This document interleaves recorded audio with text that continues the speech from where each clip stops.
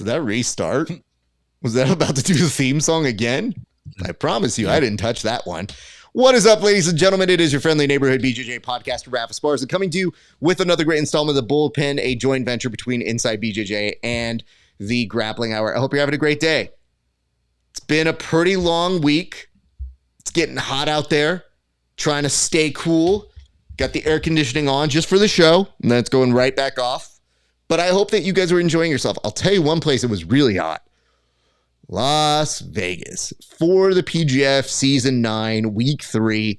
An incredible place to be this week. But I can tell you one thing. The season is now halfway done. And there's a lot that we can take away. But on today's show, not only are we going to talk about that, but we're also going to talk a little bit about what's going on in the larger jiu-jitsu community. So those of you who are PGF fans, don't worry, we got plenty of talk about that. And we've also got my longtime friend, Tim Freeman. Tim, how are you doing, sir? What's up, Raf? Hey, man, I got to say it. I am back in recovery from the meat grinder. That is the meat grinder of week 3. And I'm feeling good about it. You know, I watched from the comfortable couch in my living room. I didn't take any damage. I tapped at the right time. No breaks, no kills, no draws. I just got to chill and play armchair quarterback. But great week for the PGF. Lots of stuff happening in the jiu-jitsu world. Some stuff I want to talk about, some stuff I want to make fun of, other stuff I just want to get your take on it, because there are some topics I read and I'm just like, I can't wait to hear what Raf says about this. So, oh boy, glad to be here today, man. Yeah, I know. Are there any that are not on the board? Because the thing is, I can prepare for a lot, but if they aren't on the board, I'm not as well versed. So was there one that you had that was not on board this week's? Yeah, there is one, and this is a very, it's sad because we lost a legend, but it's also a celebration of a very decorated martial artist, movie star, action figure, and also a guy who really played a role that's largely unknown to many practitioners in jiu-jitsu in helping get jiu-jitsu to the United States, and that is the late great Charles Norris, otherwise is known as Chuck Norris. Man, Delta Force, right? Fist of Fury. We're talking a great martial artist, and tragically passed away, 86 years old yesterday. But man, got to give him his due. Chuck Norris, R.I.P. And, I want to share my favorite Chuck Norris joke. It's not that great, but, none of them are. So here we go. Chuck Norris lost his virginity before his dad. This is where we should point out that Tim has children, thus making these dad jokes. So it is a very big loss to the dad joke community. And yes, when I was watching clips and on social media, I saw that he made a cameo, and it reminded me he made a cameo in The Expendables. And the whole point of him making the cameo in The Expendables 3, I think, was so that you got Sylvester Stallone being like, "Hey, when you got by King Cobra, you got the Cobra had to spit out your venom." And I go, is this really all you called this man to come do? But it proved that he was in on the joke. I mean, I hearken back to a couple things. One, the movie Sidekicks. I remember watching that, and this is before I was even involved in martial arts. And it's like, okay, it's kind of a silly family movie, but it was there. The real loss to me, and this may predate a lot of you, I know there was a lot of great chatter about the great Conan O'Brien and his work at the Oscars. He did a phenomenal job.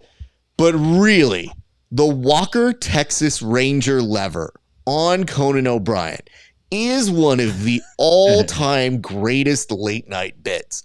The way you would stay up till 12:50 in the a.m. each night to see if Conan was going to pull a lever, and they were going to present a clip from Walker Texas Ranger. a beloved longtime CBS drama that aired on Saturdays. Yes, children, Saturdays. They had original programming.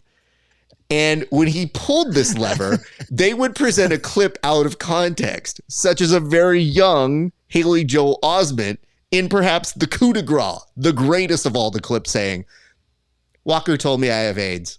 And then realizing nothing will top that. And to me, I really do feel like that is part of the legacy as well. The jiu-jitsu stuff, yes, absolutely. One of the first people there. So hold on.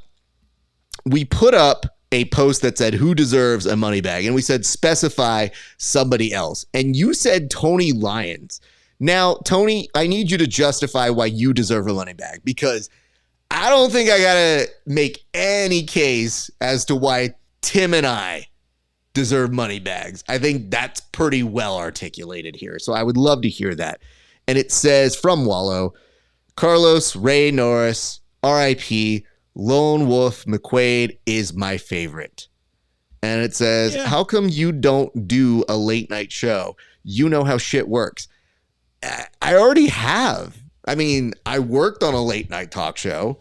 I hosted my own late night variety show in person out here. When I used to write jokes for The Tonight Show, any jokes that Leno didn't take within 30 days went back to me.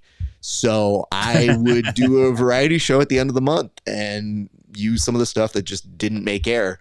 And it wasn't that he didn't pick them because they weren't funny. There were a lot of writers on there who wrote very funny jokes. It's that he has a certain style. And there are certain people that you go, I think today we're going to make fun of the Kardashians. Who's got the best Kardashian joke? And then sometimes mine would make it. Sometimes they wouldn't. And that was a great place to be. So I love doing that. I do feel like the rest of everybody, though, we are trying to see what late night is going to become, because it is not quite the same. And I think the landscape is changing rapidly. But sometimes you find a new thing that you do that's kind of like late night. I argue we're the late night comedy of all of jiu-jitsu. Be hard pressed, because that's when I show up, is after the show. So I think it all kind of works out in the end. And it says, I think you're right. What is your favorite behind the scenes episode? This week, they really did a great job. I thought the three that I was watching on my way out were all pretty solid. I thought the Colorado Wolverines had a pretty good one. I thought the Twisters had a fun one. I like seeing them on the roller coaster. But I've been told by reliable sources, aka Jaden Groner himself, that we should be preparing for a very intense walk to a springs that may or may not involve Dave Keel almost dying. So I believe that's coming up on the next one, and I hope that you guys enjoy that one. But it is rare that a guest comes on and tells me, by the way, we almost died. And it is the second time somebody almost got airlifted out, Tim. Right. I think Jet Thompson caught it first, right? Jet and TV Dinner. Don't forget. Now we know the other side of that equation, too. That is a very interesting pairing of dudes to hang out. TV Dinner and Jet Thompson. They could probably have a show, right? They got airlifted on their first outing. Like, it kind of makes sense to me. Like, I think these guys are ready. I think so as well. So those are some small updates for you. I'm sure I have something to talk about that I forgot to put on the board, but I'll bring that up here in a second. Why don't we go ahead and start with a quick recap of all things PGF. This was PGF Work 3. So as you know, that is the midpoint for the entire season. We have 2 more weeks of regular play plus 1 playoff week. Tim, from your seat at home, how did it play out, and what were some of the storylines that started to emerge for you? Well, it was a lot of fun to watch at home. I felt like the production was good. I feel like the commentary team is gelling together quite well. Vanessa Demopoulos, I think I got her name right. I apologize if I don't. She did a nice job when she jumped on for a bit there. the show was great. I thought the action was great. Storyline wise, Jet Thompson retakes the number 1 spot, and the Kings hit a mid-season run. They end up with 97 points on the board. Like, they are showing no signs of slowing down. Twisters, we've seen the emergence of Elijah Carlton in the last 2 weeks. The first week, he laid a little bit low, but we're starting to see him put some mad points up on the board. Austin Orenday is starting to really kill it. He's putting big numbers up. But I think really the story is Jet Thompson jumping from 23 to 44 points and really, getting 6-point kills over Gio, a late finish over Sam. Like, he had a real nice job. Chewy Magana, again, look, and it takes a big man to admit when he's wrong. I was wrong about the lock of the block. Chewy, I owe you an apology. Perdón, mi amigo. I am very sorry. He closed the night out with a nice leg attack against Caleb Crump. And Chewy's proven to be one of these guys that he's never out of the match. Like, at no point, he is not out of the match. You're going to have to be careful. And we also saw Derek Rayfield kind of break through. He's kind of struggled a little bit compared to season 8. But we saw him jump into the top 10, which I kind of wasn't really thinking about, to be honest with you. He had a nice night, 9 points. So the Wolverines are doing better. Like, they're putting points on the board. Good for them. But really, the complexion of the team chase hasn't changed. And the Kings have kind of stepped it up. They had another gear that we didn't know they had. So it's going to be really hard for the Twisters to catch them next week. I did see a few things emerge, and I kind of want to touch on what you brought up here, Tim. First things first, we should really write out an apology in Spanish that you have to read to Chewy. Okay. I can see if we can make ChatGPT do that here in a second. But 2, this is now really emerging as a 2-team race. Like, we are looking at the Twisters and we're looking at the Kings. And one thing I can tell you about the live broadcast is if you are there, you are finding strange bedfellows. Like, nobody was rooting harder for the Colorado Wolverines than the Twisters when they were up against the Kings for some strange reason. And, it is interesting to watch all of this gameplay happen.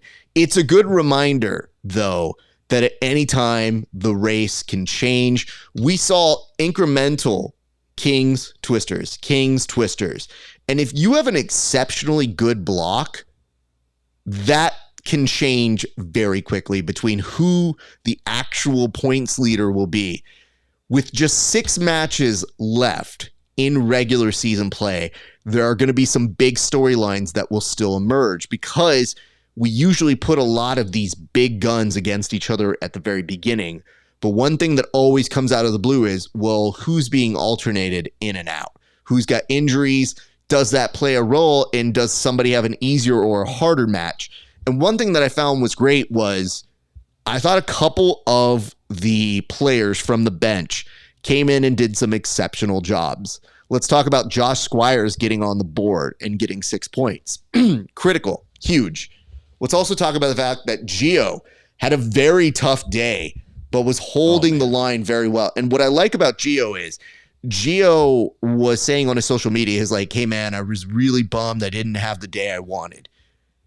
All things considered though, Gio, that could have gone significantly worse for your team, and you stopped the bleeding. And that is really, as much as I know every person should think about trying to perform the best they can, as a bench player, sometimes your job is to stop the bleeding. It is not necessarily to be a hero. It is to make sure the other team cannot score points. So if you are doing that, you are doing an incredible job. And then I want to point this out.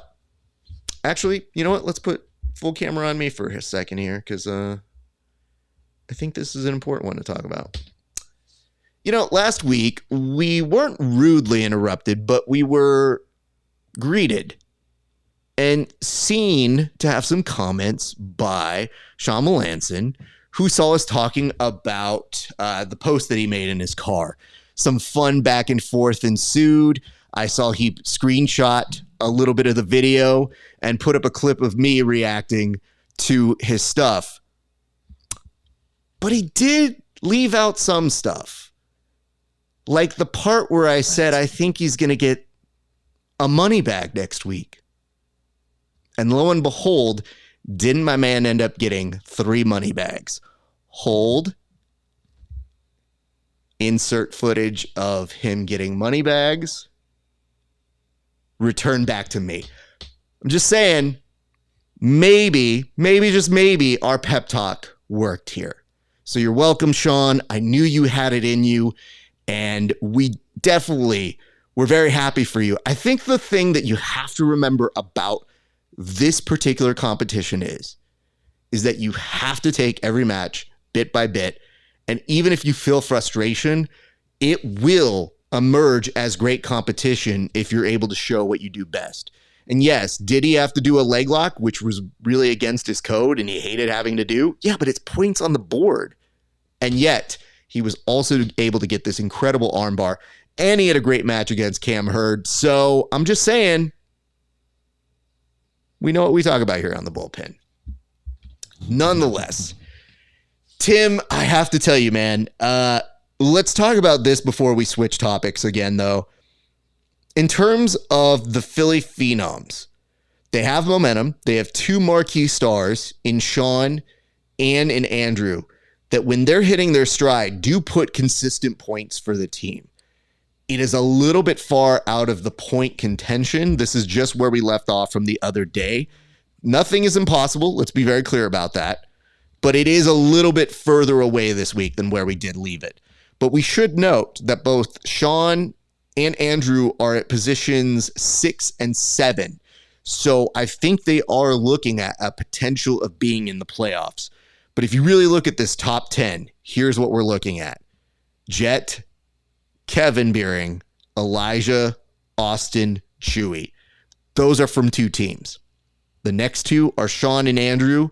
Then it goes to Travis, Twisters, Derek Rayfield, Phenoms, and Jared and Cam tied, I believe, for 10th.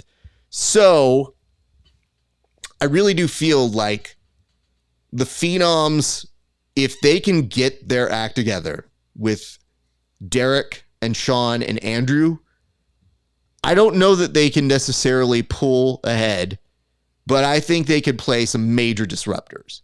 And if you're the Wolverines, let me just say this. Statistically, nothing is impossible. But it is impossible, I think. What I would say is concentrate on your team and remember the experience that you are having. You have 2 more weeks guaranteed of competition. So I really do feel like your job is to really enjoy what this process is and have these incredible moments. Every time the Wolverines have gotten a submission, that team has rallied around each other. And Brett has gotten 2 submissions that have been very fun to watch. Josh coming in and getting some points. Last week, Caleb getting in some points.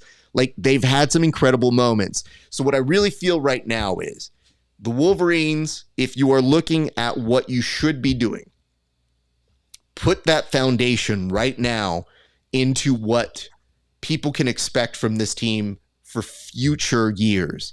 Because right now, the struggles you're going for are going to better inform how to make your team work. And while, yes, you don't have a point total that is necessarily going to be at the top of the team point standing, the way you conduct yourself and conduct yourself during postseason for the next series will greatly affect how I think you're able to make a comeback in the future. Yeah, I 100%. They're building a brand, and the whole point of building that brand is you're going to need another set of athletes, potentially at a different weight class for the next season, depending on how it shakes out. So, you got to put yourself out there in a way that makes athletes want to come play for your team, makes them want to be part of it. And it's not all just results like, hey, they win. It's also, how do you carry yourself? Like the Kings, they appeal to some people. I'm telling you right now, there's some dudes, like if there was a team from Stockton called the 209ers, they would not want to play for Kevin Lucas. They'd be like, I'm not wearing the sweater. I'm not being a good person. I'm not going to bed on time, and I'm not eating chicken and rice. You know what I'm saying? So everybody's got a brand. They have an appeal, and the Wolverines got to figure out what is that appeal, what's their story, what kind of athletes are they trying to get with it. And they've had some really fun moments, and I've been asking them about how they've been bonding as a team. And, really that's an important element to how you're paying it forward. So it is easy to get caught up in any kind of negativity here. It is a very stressful thing, and owning a team is come with its own experiences. But I think really start celebrating everything that you can right now. So I think celebrating that you're even in existence, that you have set forth the beginning of a term, and then really how you conduct yourself and the principles that you stand for. Every team has a different kind of vibe to them. So really, how are you going to invite people and show them that culture over the next 2 weeks that makes them want to be a part of that team? So that is some notes. Yeah. I did get this question, or I guess this comment. Hey, so I have a funny but genuine MMA question. This is from Nathan Returns. Well, Nathan, if you ask it, I won't promise we'll respond to it, but I'll definitely entertain it. So hit us up. And it says, yes, the Phenoms have 3 guys in the top 10. They do. The real key is, can Derek Rodman Rayfield continue this momentum? And is he able to channel his hatred for shot clock Drew Murillo into points? Oh, Raf, you just gave me a great idea for the fight. I'm going to add Drew up as one of the referees in that little referee bubble. I think he's earned his spot, dude. It's that shot literally clock Drew Murillo. After he scored points, I was sitting right next to the commish. And I want to make it very clear, when I'm sitting next to the commissioner, I am helping with numbers and stats. I have nothing to do with any shot clock or anything to that accord, because the person directly to my left is Drew Murillo. And I want to make sure that everybody knows our jobs in visible line are separate, so that if these athletes ever look like I'm the one that put them on the shot clock, I had nothing to do with it. Do not blame me. I will not accept any blame for it. What I do notice, though, is the way their eyes darted, and in particular, Rodman's eyes darted over to Drew after getting points and then saying like, yeah, take that, Drew. But I think he used other language. And then Drew looking back at him and just kind of laughing. And then me thinking like, I hope this has nothing to do with me. I hope I am not being parlayed here like an officiant in that sort of standing. So nonetheless, it was very exciting. And I really do feel if Derek can continue that energy, the Phenoms can make some quick things happen. But notice, some of these block points had like 15, 16, 18 block points. That's how quickly things can change in the next couple of weeks. Yeah, Derek's schedule in week 4 is like, he faces Orenday, which can be tough, right? That's not an easy match. Orenday's doing very well this season. I don't know if Salisbury's coming back. He's slated to go against Salisbury, and then he's got Sam Schwarzenfull after that. So Derek has a chance to put some points on the board for sure still going into week 4. And you're right, the Phenoms need a third guy. They need 3 dudes who can produce in double-digit numbers. There's no other way they're going to hang on with the Twisters or make a run at the Kings if they can. If you look at the Kings example, the way the Kings kind of roar back here is all of their team, Cam, Jared, Austin, Jet, Chewy, are top 10. Yeah. So really, it doesn't mean that the Twisters can't respond in kind, but the Twisters have Elijah and Kevin roaring back with a number of points. They're putting points on the board. And Travis has been helping, but Travis has had some issues in terms of getting some points on the board. And what happens is you have to maintain that momentum, because anytime you start losing block points, that's just extra points that help, the team members stay consistent there, but it is momentum. Even if they don't count for the team points, it's still like the teams start feeling good seeing that they have all their boys in the top 10. So that is something to behold there. But it's also hard where TV Dinner's injured. I don't know if he comes back, but he sat out for 3. Does he come back? Does Gio stay? And then that puts pressure on somebody like a Gio where it's like, yeah, man, you have these great matches. I think they're phenomenal. But to be competitive with the Kings, it's just points, points, points. And I really feel like if you are one of those bench players, man, look for those breaks as much as you can. It really will make a difference. So that is something that I would highly put there. And not to be outdone, Jake Strauss had some very good moments on there and is capable of getting points, but he has been stalled out at 10. And he just is right outside of that top 10. It's really when you have to start looking. And before we move on, let's just say this. I'm going to look at a few point totals here. I'm looking specifically at your Jake, your Cam, your Jared, and your Derek. Those 4 are right outside those top 4 spots outside of the top 8. We only take the top 8 to the playoffs. I think week 4 is big for those 4 individuals because nobody in 6, 7, and 8 is assured to go, but momentum looks good for Sean. Andrew's holding steady, and if he does another day like he just did the other day, I think he will be top 8 as well. But I would say Travis, Derek, Jared, Cam, Jake are currently fighting for that 8th spot. And if Noah has a good day and he comes back, he could take that 6 and very quickly be in contention as well. Same with Caleb, same with Brett, same with Josh if he does start. So nobody's written out of this yet, but we got to get going on chokes or at least some points on the board. I do see a note that says, do you think Caleb catches Jared, who's not getting too many points? I'll let you take that one first, Tim. Maybe. And I say that because if you look at Jared's schedule coming up on week 4, he's got to go against Melanson, Groner, and Haven. So there's no easy outs for Jared. And Jared's kind of been trending downward in terms of his points that he's been putting up, since week 1. So yeah, there is potential for Crump to catch him. I'm not sure. I'd have to take a look at Crump's kind of strength of schedule moving forward, but yeah, there's potential. Jet Thompson, though, I think, I just want to say this real quick. Week 4, I think he can score 21 points again. He's got McCauley, Moyer, and Strauss. Like, he's going to be lined up to get some kills. He's had a real good run he's got like 6 pretty good favorable matchups. And BMAC said something about this that it's like, oh yeah, you have to keep this in mind.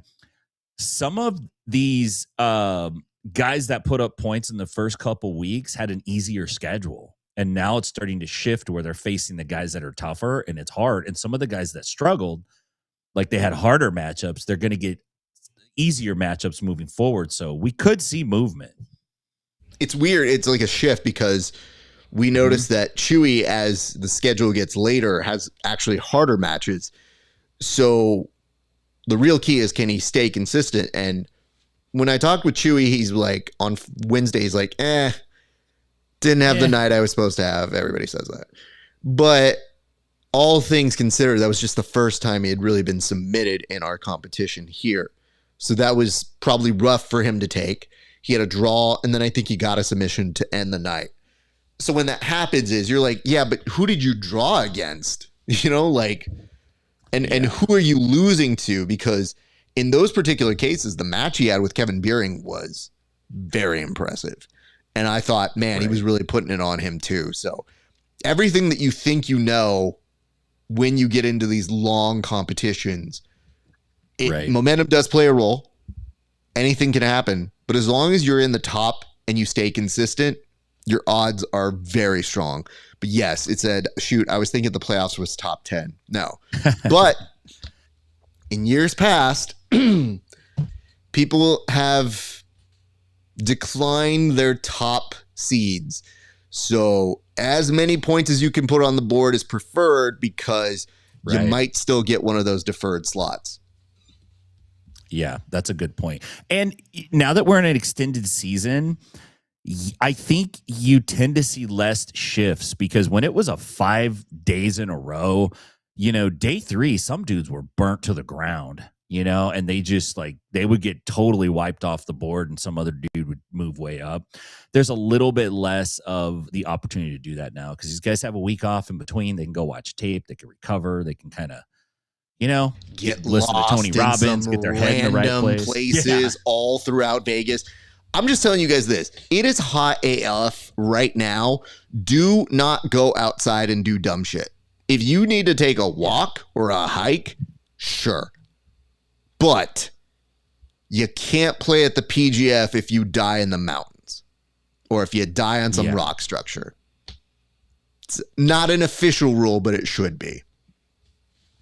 Yeah, it's an unspoken rule. It's one of the few unspoken rules we have in the PGF. Why don't we advance the board? I thought what we could do right now, Tim, is we could actually take a look at some of the action that has transpired. So I'm actually going to call up, look at that, Tim just appearing out of the blue right there.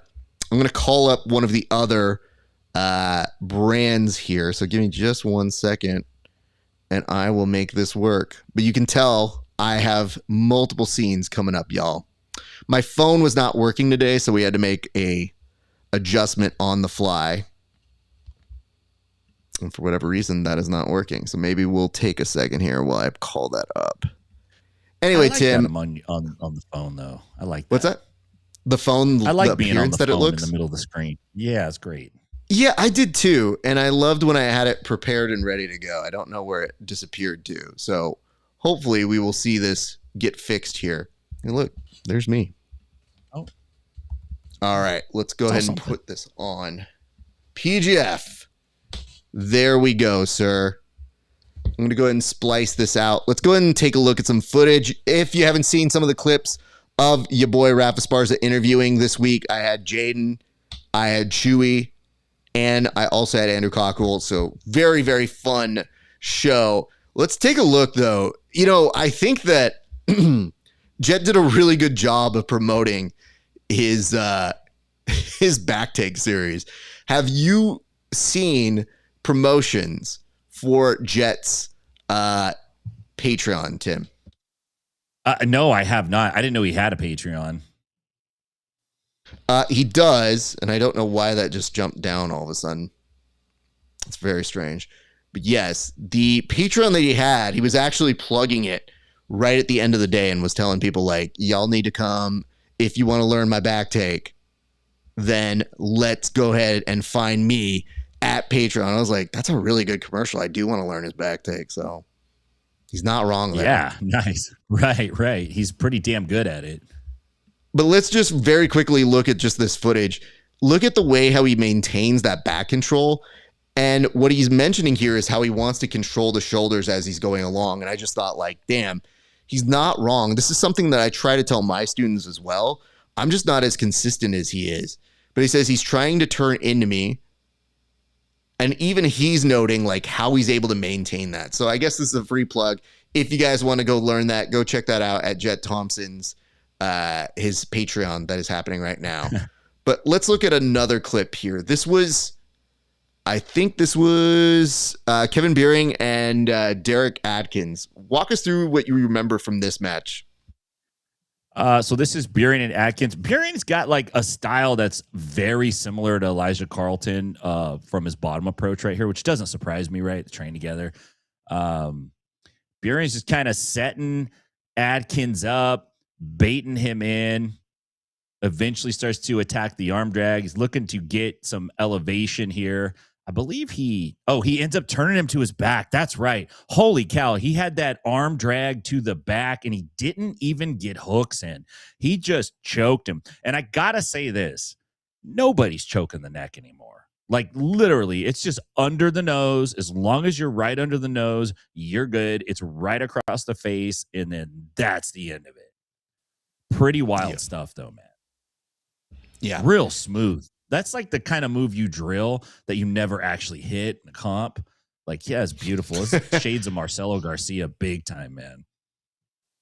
I was impressed with this match because it felt like it's such a disconnect that when you see the look on Kevin's face. Like, there was a couple angles where it just looked like he was really intense, and it's like you talk to him off air and he's just the nicest human being, but it really does bring out this different side of his character.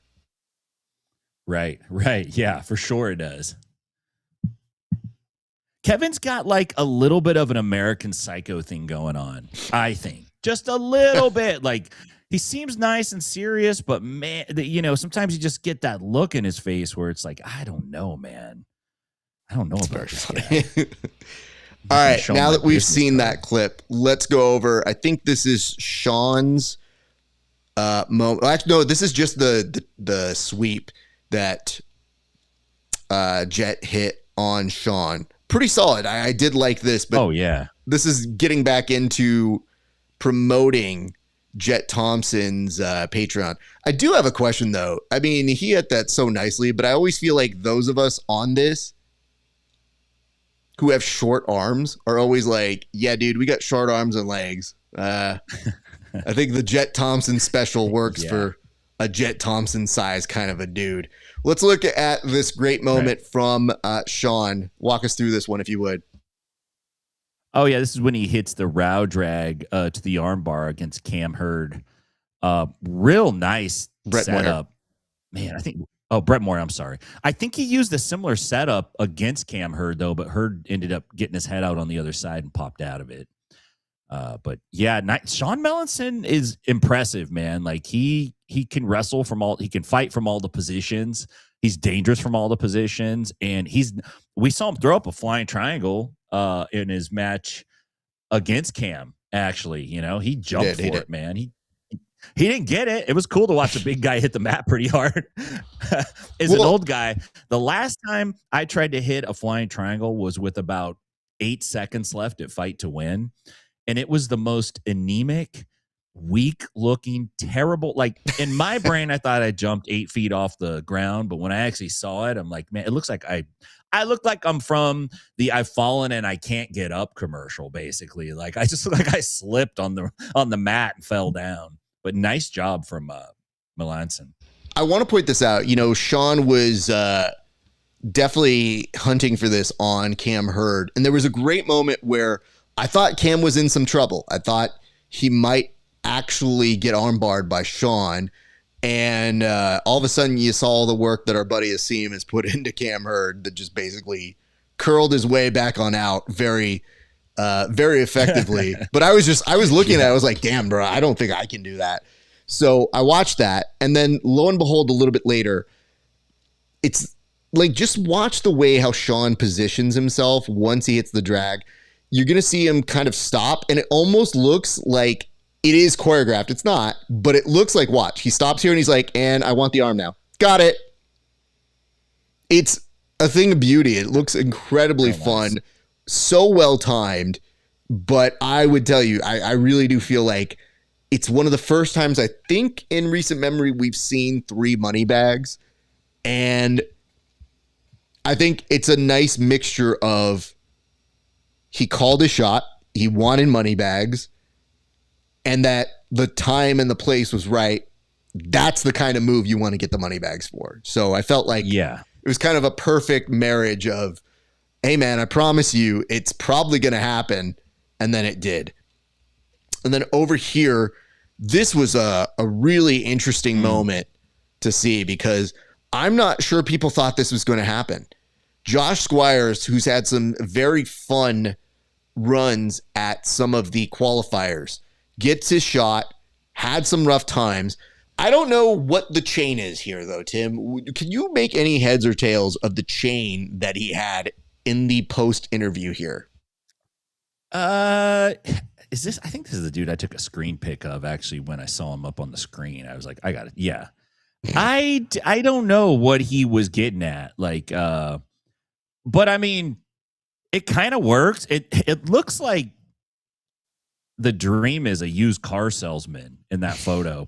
But I don't know who guy with the gold chain is. Is he a prospective customer? He's trying to sell him a truck or something. I mean, but for Josh Squires here, it was just intriguing to see him get his moment. And really make the most of it, because Jared was one of those people who had great momentum. It has been a very tough time to get more points. These guys are really going after each other, and I feel like the injuries are starting to build up a little bit. So I feel like the wear and tear is just like, hey, man, I'm trying to make this happen. It's just not. This is Argyle Payments. That is a sponsor. Thank you for that. Because to me, I just didn't know why there was a chain. And I was like, is it a Mardi Gras thing? Is it something I'm missing? Is it like what you put on your body when you want to double down at the tables in Vegas? I am unclear of what that was. So thank you for the illumination there. They ran out of cash bags. So Dalton's like, wait, what do you got? He's like, oh, I got this chain.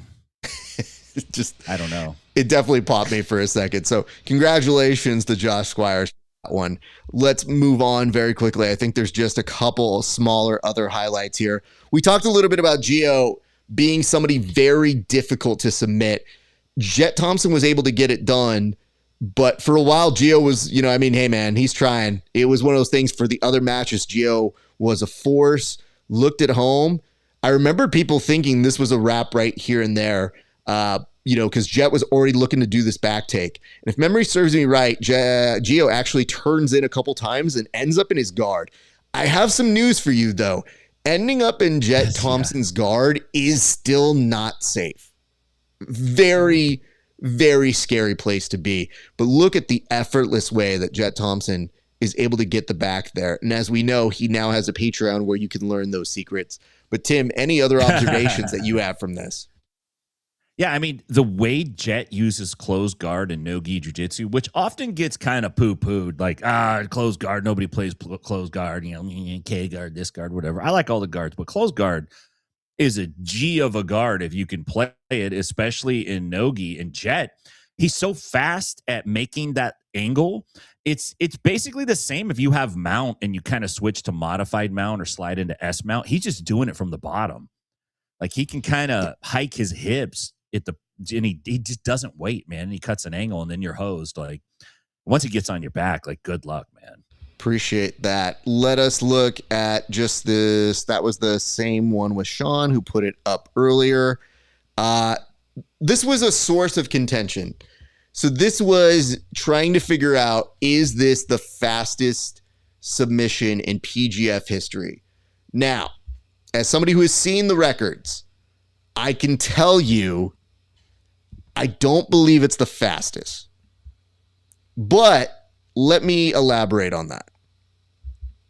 I think our athletes want to have these calling cards. They want to have these things, these bragging points. And I think Jet might have actually forgotten a few things. One, he has previously held those records. So if anything, he's just kind of beating his own records. But two, when they said was that the fastest they've ever had, I looked at the spreadsheets. I was going over them. It seems like there are some folks who have some claims. And on the broadcast, they did mention Matt Elkins. But I think what gets lost in all of this for those slight bragging rights is how difficult it is to submit Sam and how easy Elijah was able to make it look in this series. Any thoughts here, Tim? Yeah, absolutely. Like, Sam is not an easy task to take out.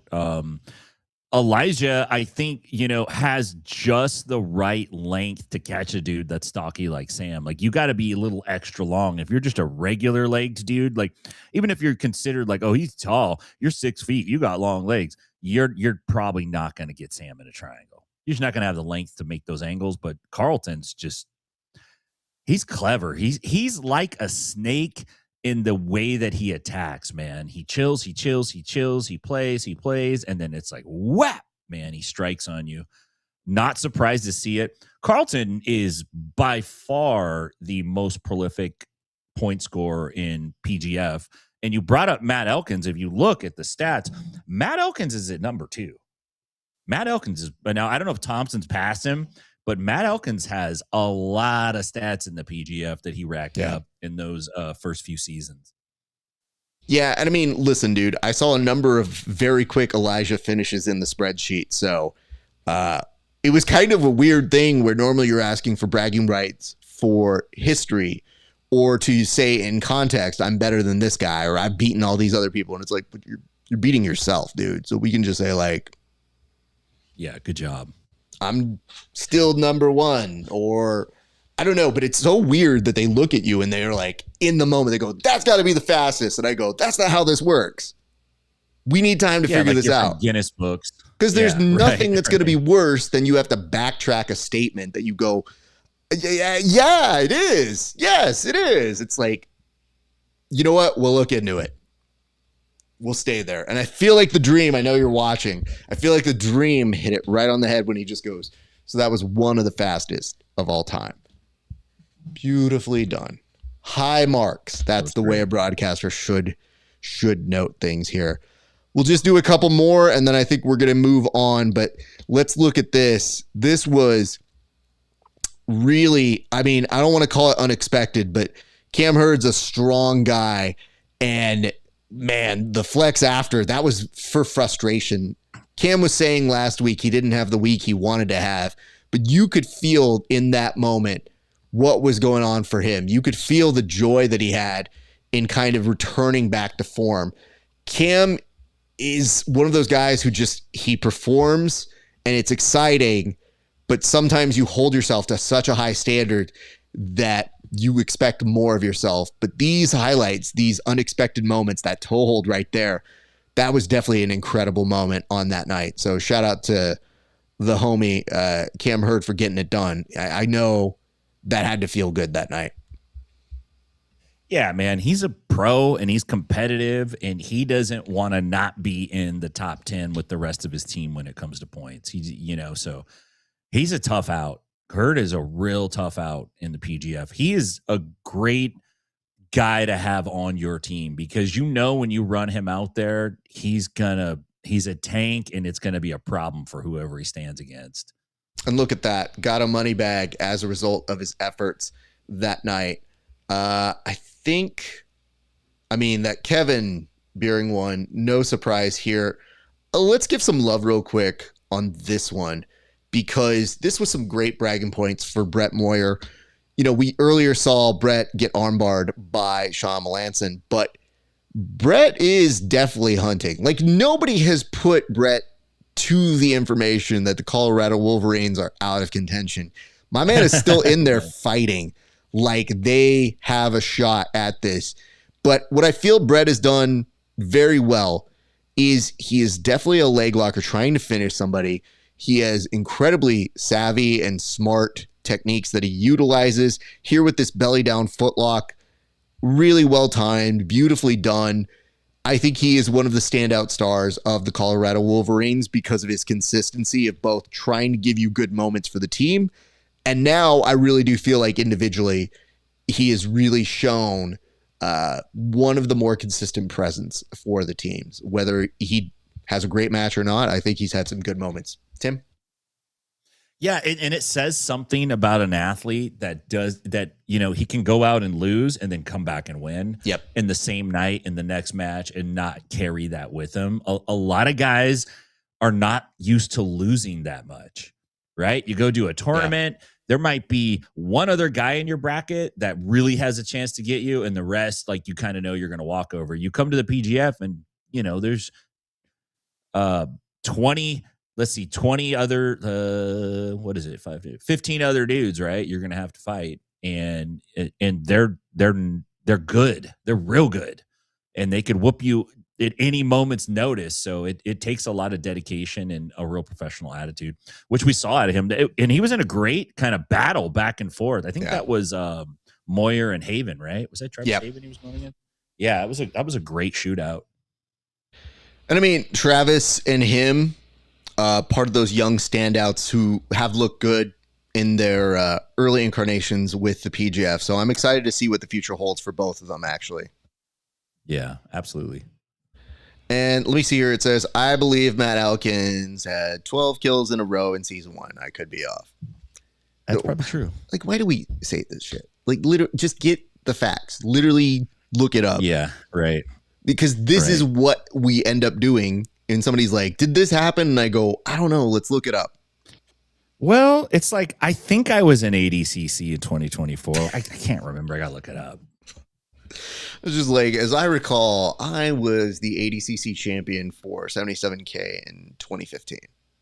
Could be wrong. I won in 1977. It wasn't really public then.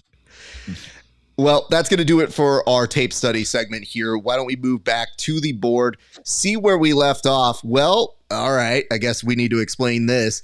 This is butt out.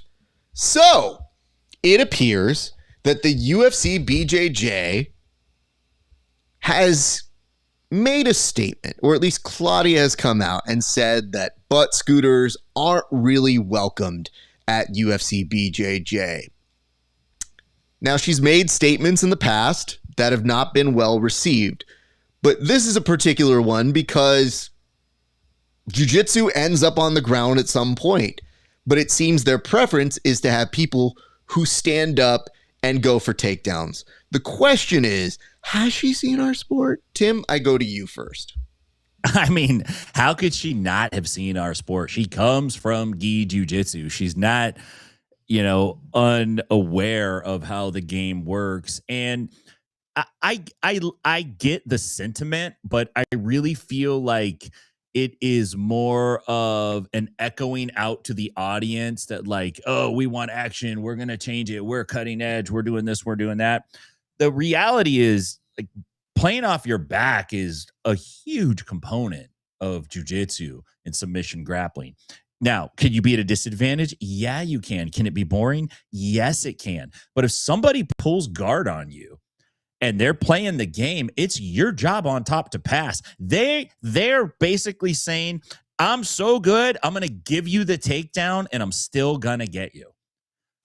A takedown, just for the sake of a takedown that ends up in closed guard and then you stall out the next 4 minutes, is, in my opinion, worse than a guy that sits down and butt scoots and tries to make something happen and it doesn't.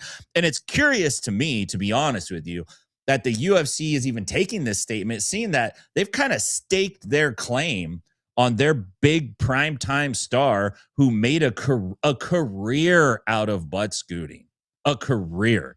And the time he didn't butt scoot, he did the Daniel LaRusso. He pulled out the Mr. Miyagi bag of tricks, and that didn't go over that great either. So I don't know where it's coming from, but I have a hunch, and this is just me, so I'll take the heat for this if there is fallout. I think the UFC has got an eye on their neighbor in Las Vegas, and they're watching the action, and they're seeing how things are going down because they're going like, hey, this bowl gets boring, and we got to step it up. Godella also alluded to the fact that, hey, we might have penalties. We might have some future things. Oh, you guys going to have a flag too? You just have a different color flag? Like, I feel like it's one thing to make improvements. It's another thing just to kind of sit back and pick off what's good about everyone else. And there's a little bit of that. And it's kind of frustrating to me, to be honest with you. And I think this is the wrong hill to die on for the UFC. Like, instead of banning butt scooting or guard pulling or making it like it's something that you can't do, tell your athletes, if somebody sits down to pass their guard, get after it. Like, get these guys going.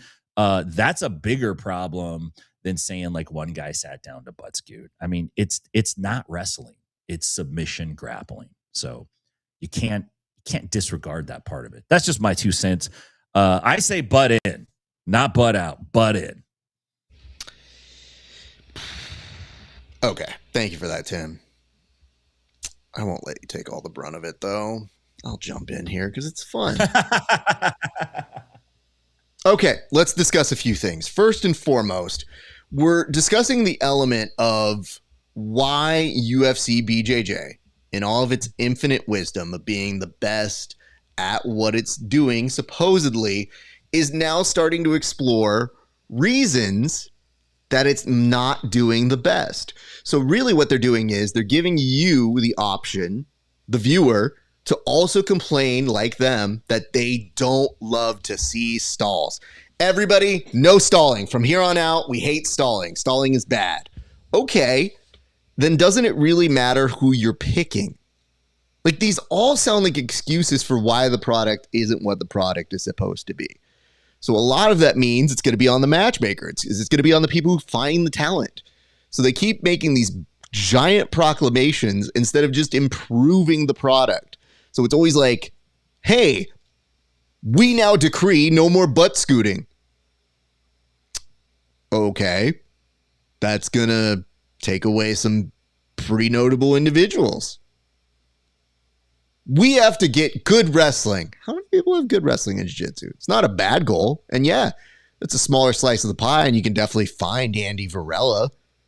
But I don't think there's 12 Andy Varellas. I think there's a few. Okay, cool. What are you going to do when you run out of that? You're just going to have 12 Andy Varellas going around trying to kill each other, and they all just do flips, probably not even attacking the person? You want variety. And the more you keep coming up with these really silly proclamations, the more you are creating this smaller and smaller slice of the pie. So I would really be careful about continuing to alienate a base that starts to see at the seams more and more. Taking from other rule sets isn't necessarily out of the question. That's fine. It might work for them. But I'm just wondering, like, what is this doing that you are adding? Just adding rules to add rules for the sake of it seems like a very inefficient long-term strategy. So what is the long-term strategy for UFC BJJ? Because it seems like it changes at the wind and where it blows. So really, just stick to a plan. If you want to go with no cool butt scooters, you might get some wrestlers who don't get submissions. So just think about that for a minute. Because one of your co-mains last week, actually, no, was it the main? Don't even remember. Too long ago. Can't remember. Not memorable. That's a problem. Anyway, I'm just letting you guys know. It is trying to be out here trying to support these things, but we do want to see it succeed. I think they just have to meet us halfway is really what it is at this point. Yeah, I mean, you do make some good points. And I think you're dead on about like why, what direction are we trying to take this in? And it just doesn't seem like they exactly know. It's just, hey, what are people doing? What looks cool? Well, it just seems like anytime they take a small amount of criticism, it's like, well, can't be me. It's the fighters. Okay. So you know what? Yeah. Now, no more butt scooting. Take that. No more. Okay. Yeah. Well, you know what? I just realized I hate half guard. No more half guard. Like, what is that doing? It just sounds silly. Right. It's all elements of jiu-jitsu. So if you pull guard, be the best person at pulling guard. And what that requires from a matchmaker or a talent scout is to find the absolute best people who are good at playing guard. If you tell me that you're not going to let Larry Jones play guard and pull guard on bottom, you are limiting yourself. And that dude has had some fun matches. Are they fun to the Rotolos? Maybe not. Maybe there's a disagreement on what is fun there. But guess what? The Rotolos are under contract somewhere else. And those would be the people you would be claiming you're going to give us. So it's not saying you won't, but there's only so many of them. So if you really want to make those great stylistic matchups, you have to be committed to looking at everything. The more that you put up all these barriers, you're going to have some awkward ass wrestling from some dudes who could probably give you the dopest footlock, the dopest heel hook finishes. I realized where I erred. I said finishes. Okay. Yeah, and the bowl like lends itself to the wrestler, honestly, right? They can run you up into the bowl and take you down. It kind of like, it's like, well, then you're going to get a different product and you're going to have these unintended consequences that are just as bad. There's no subs. Like, oh no, what are we going to do? Right. So, yeah, I don't know. I think they have a lot of resources and they have a machine behind it, but they don't, like when the UFC came out, Raf, you know, I know there were other fighting organizations for sure and Pride existed and all that, but for us, it was cutting edge. It was like, whoa, this is banned. This is wild. Like what? The UFC BJJ product already came out as like your 49-year-old mother who's like starting to shop at Lane Bryant now and doesn't get the cool kids clothes. You know what I mean? Like that's who they are. They're like Kohl's. You know, they're trying to come out and be hot topics, but they're Kohl's. They're not. It's like dude, you guys don't have the thing. You don't have the thing that you used to have because you didn't come at it the same way. So, and that's okay, man, because the PGF is crushing it. Yeah. Thank you for that, Tim. I definitely need to hear somebody compare this to Cole's, especially at a random ass time when I'm like, is this grappler like Cole's, the shopping center? The other thing to consider here is this. I feel like they're just short of blaming the viewer. And that just gets dangerously close to like, what else is wrong? Well, you know what? The viewers aren't smart. And you know what? The viewers should have better eyes and ears. It's like, I feel like that's coming. I don't know when it's going to happen. But I just get this sense that the accountability, the buck stops here, just doesn't exist for that. And as that is being uttered, it's just like, well, look at what you've got. There is something there. We want it to be a successful thing, because that brings us to our next topic for discussion today, which is that Mighty Mouse made the argument there was no deal for jiu-jitsu, but plenty of space for the UFC to get a TV deal for Power Slap. Tim, why do you and Mighty Mouse think that might be? Oh, I mean, dude, a lot of reasons, right? It's not shocking, and it kind of tells you the UFC, when they look at jiu-jitsu, they're like, how can we make this into Power Slap? Like, how can we pare this down to its most exciting format and give people that? The problem is you can't really do that with Eddie. Tried that with the EBI overtime tournament, where the whole thing was just EBI overtime one, and that it didn't. I mean, it's fun to watch for like 3 or 4 matches, and then you're like, okay, I'm over this, right? It's too much sugar. Power Slap has like a built-in highlight reel. You know what I mean? It's like 2 guys breathing heavy, slapping. Jiu-jitsu's like 2 guys in a body knot sweating on each other for 5 minutes. And, you know, the guy on bottom wins and your grandma doesn't know why. I think that's one of the major issues. And not to blame the viewers, but look, nobody looks away when somebody's about to get slapped in the face. Just the pure train wreck value to it, we can't not look. Like, we're gonna look. I might not seek it out, I might not go look for it, but if I'm flipping channels and I see Billy Boy going against Daryl Bob, I'm gonna watch Daryl Bob get slapped out big time. I want to see that.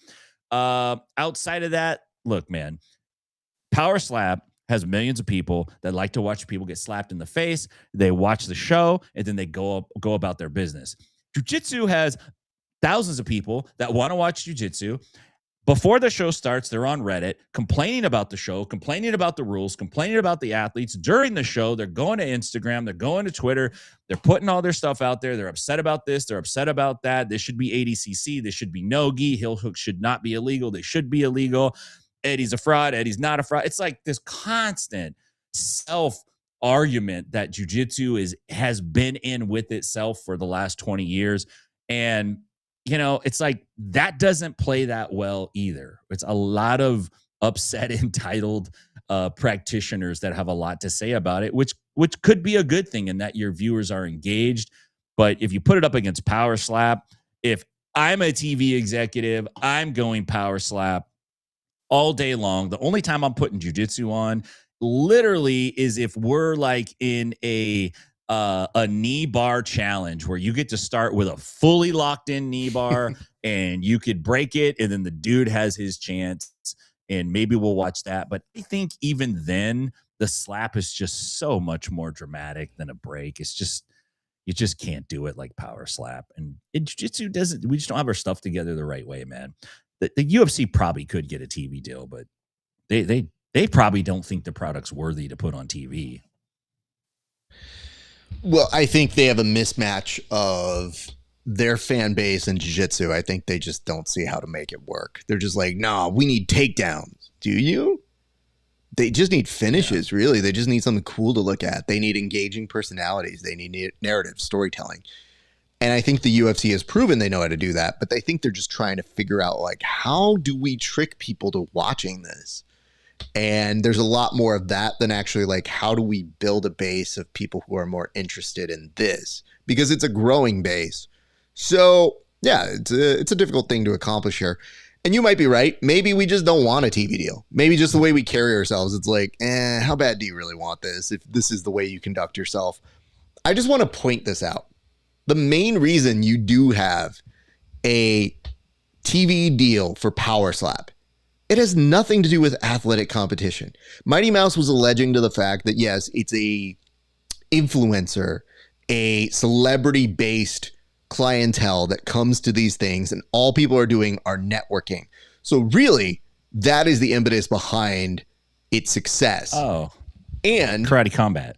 I feel like the other thing to consider here for Power Slap is it has the full machine of Dana White behind it. That's it. That's the whole reason why. Why else is this person telling you that more people are watching Power Slap than exist in the United States? Why is he telling us that worldwide Power Slap has this many people watching it? And you go, sir, I don't think that many people exist on Earth. I think it is a mission for Dana White and UFC to get Power Slap seen by as many people as possible. And I feel like after you get the shock value of just, I've slapped this person, he gets knocked out, you are trying to mix the underground essence of World Star with the illusion it is an athletic sport. When in actuality, you're basically just praying, does this person get CTE or not? And some people pray for it and some people pray against it. I can just tell you, I have seen it. It's not anything I want really associated with us, but they definitely push that down the UFC's throats a lot more than they've even remotely tried for anything BJJ. And they could say they tried for BJJ for like a month. But Power Slap is always consistently on the UFC feed, and that's why I had to mute it. I was like, I'm just not interested. I don't need to see it. And Godspeed. But that's the main reason why. They just want it to exist. You could get a deal for UFC BJJ. It might be unfavorable for the moment, but for a long-term career organization, don't forget that the UFC bought advertising space to be on TV after Monday Night Raw. They paid to be on TV. That was an investment. They could do that again, but they have money. So they just figured, no, you should want our product. So instead of making it good, we'll just bitch about, here's Power Slap, because people just give themselves willingly to do it. So that is where more of the disconnect is. I did appreciate Mighty trying to give the articulated points there. It was like, the real answer is just Dana wants it, and that's a priority for the organization. That's it. The part I didn't know about it being an influencer-based thing, sure, that checks out. That makes sense. But I've never been there in person. So it makes sense that that's an organization where you don't have to pay attention for 97% of the event. To just be talking to somebody and be like, oh shit, did he get knocked out? Oh snap. So I guess what I was saying is, have you ever thought of coming in as an investor on Cutco Knives? Yes or no?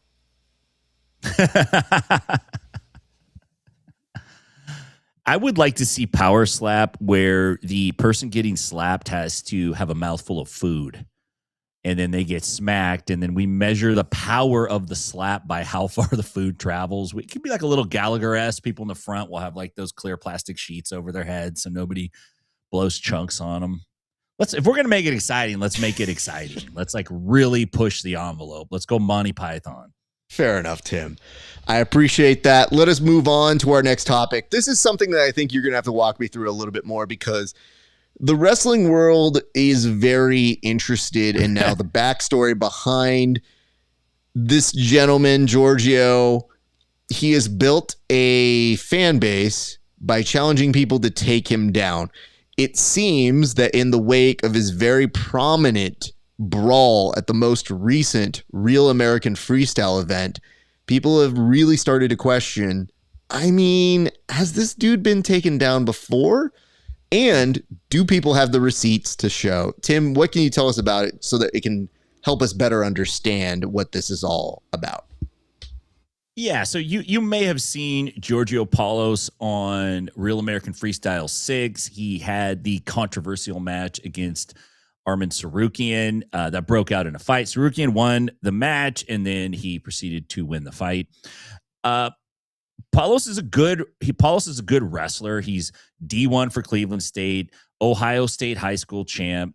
He kind of became a social media personality with this take me. If you can take me down, you win $1,000. And he films himself. He goes to it looks like he's like at Venice Beach and just random places. And he just says, hey man, if you could take me down, you get $1,000. And he gets people challenging him.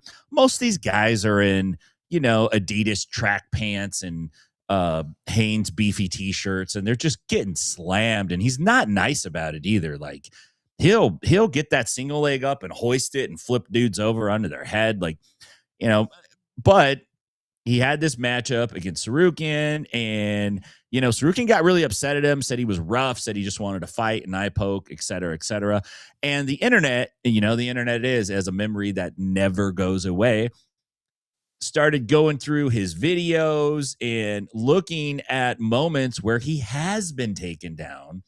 And so the beef now is this guy has a takedown challenge that he says he can't be taken down. He'll give you $1,000 if you can, but he never pays out. This is like when you hit the slot machine in Vegas and then the floor boss comes over with the technician and they inspect the machine and they're like, oh, we're not going to pay out. It was a malfunction.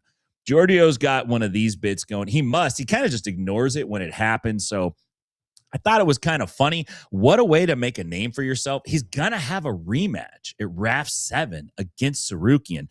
And I'm like, I get what RAF is doing because this is building heat for the matchup, but these guys already fought once. So if we're going to do it, I think it should be lumberjack style. I think they should get all the coaches, all the athletes out from the back, everybody who's got some experience, surround him around the mat, get that guy that had long hair and all white that was at every scene of the fight last time, have him out there and just make these guys have a match, and we just keep them in the gigantic square. I shot you the video. I don't know if you could pull it up, but there's a couple dudes who have taken, in my opinion, Giorgio down, and I wanted to get your opinion, Raf, on this. Are these clean takedowns? I say yes. I think you'll say yes, but I want to be fair because sometimes I'm off, and we like to run stuff by each other. I know if you say yes, then it's locked. We're nuking, like it's full on. So got a nice little get over here. He tried to somersault. I mean, he even gave the tap, right? He's in the yellow t-shirt. He tries to do like a little head spin. Okay, but is this not definite here? Like, you went from being upright to now you're on your back. That looks like a takedown to me. Okay. This is how Alfonso broke his neck spinning on his head in the early 80s. Not safe, man. All right, so that's one video. Is this the second video? This is the one I have seen. Yes. That little trip here. Now, who's the person who did this to him here? This was I think it was a cop. It was some dude who was a cop who was tough. And it looks like a cop trip too, right? Get a clinch, get a little foot kick. Sure. Boom, you're in. Oh, you like my editing. Never miss a pose. I'm just trying. Are those clean takedowns?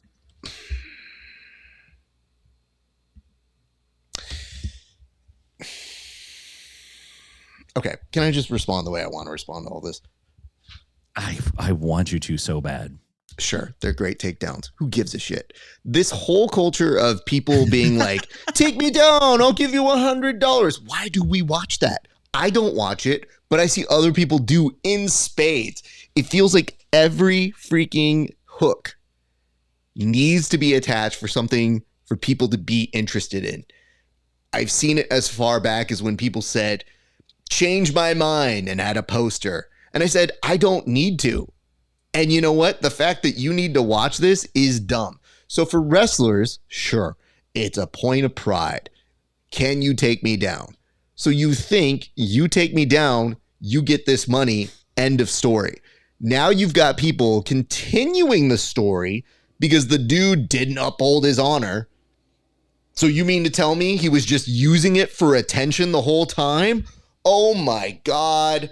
What an influencer, somebody who uses the internet to make you dummies give him notoriety and popularity. I think you get what you deserve. I think you promote and watch this. There is a likelihood somebody's going to take advantage of you. And the fact that people are like, we've exposed this fraud. You look like some dude who's hanging outside of a hospice and literally trying to tell you, we've uncovered fraud here today. No, my man, you went outside an office. I think you got to do more than that to convince me of stuff. So yeah, I do see those as takedowns. Do I give a shit? No. Does it make for a good story for Real American Freestyle? Yeah, but that's kind of dumb too. Legitimately, you have to ask yourself, why do you even care about this dude? And if you're pre-inclined to dislike him, then boo him, pay your ticket, do what you need to do. But I will tell you, that is why, up on the opposite side, that way, when that dude is in a neck brace and you wonder why, it's because that's the shady dude who doesn't pay. Of course it all makes sense. Of course you know that dude's not going to pay. That dude's in a neck brace after a stupid ass brawl complaining he had so many injuries and then magically he's without the neck brace just hours later. You made him popular. That's your problem. I have not seen a video of him other than when I have been forced against my will. Yes, they're takedowns. Yes, you're dumb. Stop making dumb people famous. End of story. I agree. However, just a caveat. Every man should have a neck brace in his gear bag with him. It is a power move. You could stub your toe. You put that neck brace on and you will have people feeding you grapes and carrying you out of the building. Like if you're in a crowded area, you want people to get out of your way, you go to Disneyland, put a neck brace on. The C parts. Nobody wants to bump a dude with a neck brace. All they see is injury lawsuit. They're like, stay away from me, buddy. Not going to happen. It's a highly, highly underutilized tool. Tim, I really do feel like neck braces were more of an late 80s comedy shtick. Because I feel like there were moments when people in movies would like put them on. And I always thought neck braces were going to be a major problem in life. Then I watch pro wrestling and I go, oh, it's a great gimmick. People should do that more often. Yeah. Then I see this dork come in here and I go, what are you doing? How does this project strength like you won? Or how does this project like, damn, I really showed him? You're in a neck brace, dude. It kind of looks clownish. And then you think, well, you got to sell the next part of the story. And lo and behold, they have a rematch. So I guess in that way it works. But when people want to do this whole exposure and you get Pat Downey putting it on his podcast and saying like, look, we've exposed him as a fraud. I was like, or you could have just had eyes and been like, why do I know this dude? That's really what it is. It's not a shock to me. It's just, okay. And then they show you the footage. You're like, isn't that a takedown? Yes. But also, maybe you should take down yourself, sir. So there be that. All right, let's move on. NETFLIGHTS. Okay, so it does appear the Ronda Rousey card, so you got Ronda versus Gina, has had some additions. Yes. Now, Francis Ngannou is facing a dude. Don't really know him. But one late-breaking thing is that Mike Perry is taking on Nate Diaz. As our resident 209 correspondent, Tim, I'm sure you have feelings about this. I mean, listen, I root for the Diaz brothers. I want them to win. I want them to do well. I want them to be happy, adjusted citizens and have good lives. And, you know, I don't think Nate's hurting for bread. Maybe that's why he's fighting. I don't know. I have no clue on that. But I can tell you this. Perry versus Diaz on Netflix. This is going to be like Nate's going to show up 10 minutes late, hitting a vape. Perry's going to show up 10 minutes early, already bleeding.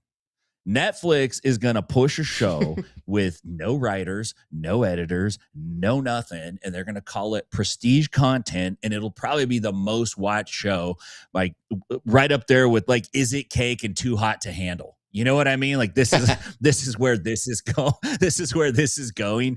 The only thing I'm concerned about is like it doesn't matter who you get in the press fight conference on this one. You're not going to be able to understand either dude. Like, you're really not at the end of this fight. They already kind of got a way they talk that's hard to understand. I can't imagine. No, did somebody say like. Then you want to understand how somebody talks? I'm just saying somebody here is really happy that there's Nate Diaz back on card because this is coming in handy again like it's 2016, dog. Dude, I put this topic on the board because I wanted to hear you do Nate Diaz. This is like my own personal gratification, man. But I got a setup for you. Can I give you a setup? Please, I would love that. Okay, the setup is this. I actually think Netflix fumbled a little bit. They could have got these guys to fight for free if they would have just sat them back to back in a Waffle House and not told them that they're sitting back to back behind each other in a booth at a Waffle House. It wouldn't take much. You could have had the brawl happen right then and there. So what would Nate Diaz Waffle House be? That's what I know it's on the spot, but I have a lot of faith in you, Raf. Well, first of all, dog, thank you for even asking that question, because the way it would go down, I get smothered, covered, hash, both hash, whatever, dog. And after I take that down. But the thing is like, nobody goes to Waffle House just to eat. Like, it's fine. But, like, you go to Waffle House to, like, fight. So, like, I get some of my amateurs. I bring them to Waffle House. And I go, if you learn to fight at Waffle House, I can give you a fucking real fight. So, yeah, I mean, if you just put him behind me, I would have been like, what's up, bitch? You looking at me? And then he would have been like, I don't know. He would have said some racist shit because I think, it's not there. And I would have been like, whatever, dog. And then I would have hit him on behalf of America because, like, what? And then on behalf of 209 because, like, what? But, yeah, I mean, he's a bitch. And, like, yeah, bro. Listen, dog. Did you guys see that BMF title? Y'all, dog, you can tell me the White House card is good, but we know what you guys are going to be watching come Netflix in May. Man, it's great. You even got the high elbows. Listen, you can't do this. There's no fight photo like when you're a kid. And what's great about Nate Diaz is he is a kid who was doing this even in his childhood photos. And you go, no, that's who he was supposed to grow up to be. And every account of him in person has always been like, the Diaz brothers are pretty nice. And I think to myself, yeah, because they understand what gets people riled. And if you take it the wrong way, they don't mind that either. So it's a win-win situation for the both of them. I would just tell you, here's why I'm happy this card exists. I want people to go get paid. That's really all it is. Rhonda, go make your money. Gina, make your money. Francis Ngannou, make your money. Guy who Francis Ngannou is fighting, good sir, I hope you make money. I'm not sure that they're paying you, but I can tell you for sure they are paying Nate Diaz because I think the UFC got stingy and said, you guys aren't worth the dollars you are printed on. Get the hell out of here. And Ronda Rousey heard that and is like, I'm coming for Hunter's job. I'm coming to show them it was so much better when Dana was in charge, which is wild because he was in charge. And why is he there? I guess he's not in charge. What does he do then? Does he file paperwork? No one knows. But apparently in legally binding documents, Dana White doesn't do stuff like matchmaking or helping, but he's very prominently a part of being the face of it and tells you we'll get that done. So, having said all those things, I did find out Jake Barbabian, a friend of the show, just made his way onto that card. So I think that you guys will very much like him on that. I'm intrigued to see what other individuals get sucked into that world who are local to us out here in Los Angeles. We've been waiting for some fights. And you know what's really wild? It will likely do bigger numbers than the White House card. Yeah. I feel with Netflix's ability to make sports happen, if they can make Jake Paul a star and have even 20 million people tune in, it will dwarf what UFC does at the White House. I think UFC at the White House will likely do about 7 to 10 million. I feel like 7's a pretty soft place to put it at. But you will notice that the last card that was a pay-per-view, it's free to everybody. And do you know the millions it attracted on that event just a couple weeks ago? I think it's 326. Do you know that number offhand, Tim? I thought it was like 2.5 mil or something like that. I think it peaked at 3.5, but the average was closer to a high 2.7. So if you're looking at the UFC having this multi-billion-dollar deal,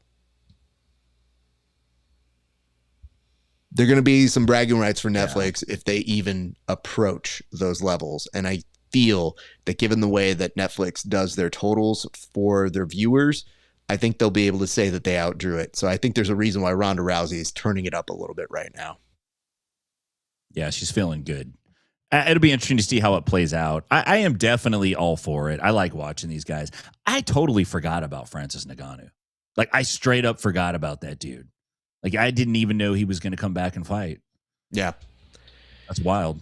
So we've gotten all these things essentially done. We've got one last order of business to do. So why don't we go to this week's low light highlight of the week? But Tim, before we get into that, what can you tell us about this low light highlight, sir?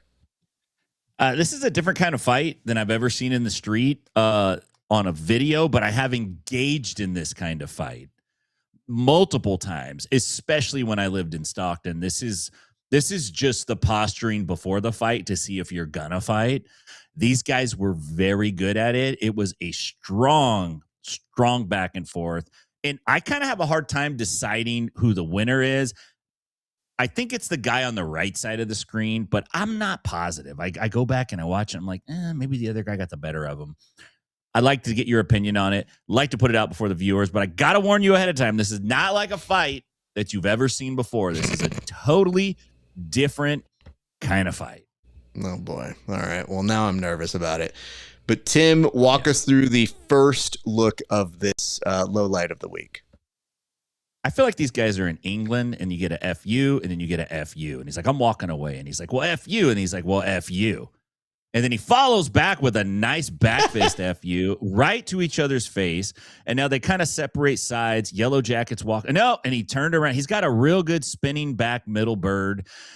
They walk down the street in a parallel flip-off. I can't figure out exactly who won, but it's the only fight I've seen where when they start fighting, they start stepping further and further away from each other, but get more aggressive in their gesturing.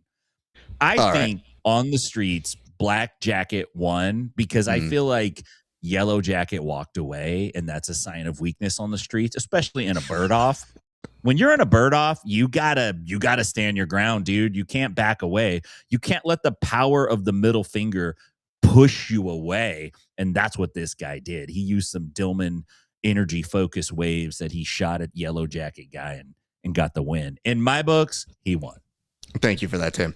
Allow me to take a quick stab at this. So first off, I'm pretty sure this is a Kids in the Hall sketch.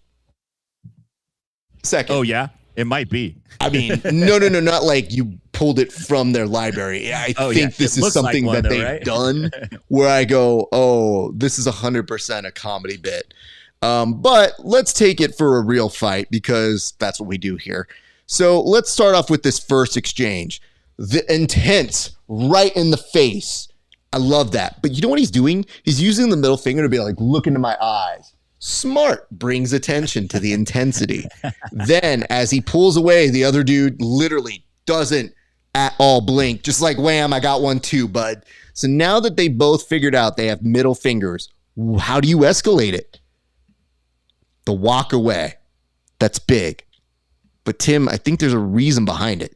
The no look at both ways of traffic and turn around and do this, immaculate technique. It says, I walk on the wild side. I don't care about the traffic and street rules. I live dangerously. And that van could have hit that human being. But I think the van stops here because they go, oh, you know what? They're in the middle of a middle finger off. Let's let these boys get it out of their system. Now, nobody here has made fun of the fact that this dude is wearing a coat and a beanie. And I feel like if I was doing a flick off, I would have used the finger to flick off the beanie. Missed opportunity here, especially when they get in your face first. The van does stop. Traffic is now happening, in case you didn't notice. But everybody here behind them is wondering, if they're in England, let's just assume, hey, why we come to a stop now? Oh, they having a middle finger off. Oh, yeah, I believe we've just got to stay here and let them be boys. So they go back and forth. Missed opportunity here, Tim. Missed opportunity. Yes, that last look, that lingering, going back and forth. They're on different street corners. I want you to watch this, and I'm going to tell you why they missed a huge opportunity, Tim. This could have been a perfect opportunity to peekaboo middle finger. But he didn't. Instead, he was just walking down the street. You had a coverage right here. You could have hidden behind the van, turned around, and then snuck out, literally off camera, lamp, like that. And he would have won. I have to say, black coat does win. And with that, Tim Freeman, tell the people where they can find you in case they are so inclined, sir.